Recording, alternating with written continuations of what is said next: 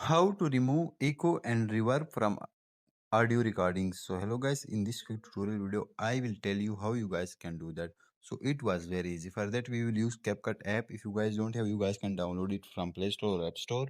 Also if you are using PC, you guys can download CapCut PC. So simply click on CapCut. Once we click here you guys will see that type of interface. We will simply click on new photo, new video. Once we click here import blank pic, or you guys can import the video that have recording or voice. So I'll simply import black pic. After that you guys will click on audio. Here you guys will see extract sounds record. So simply click on sounds. Now you will simply click on here you guys will see device. Now you guys will simply import your audio recording. After that you guys will simply click on that audio. Here on downside you guys will see audio effects. Also you guys will simply scroll on right. In end you guys will see reduce noise. So simply turn on it. After that you guys will simply scroll on right again.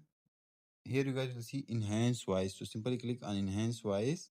Now turn on it. Also add noise cleanup on 100. So let's do that. Now we will wait for some seconds, and once you do that, your reverb and echo will be removed from your voice recordings. Thanks for watching.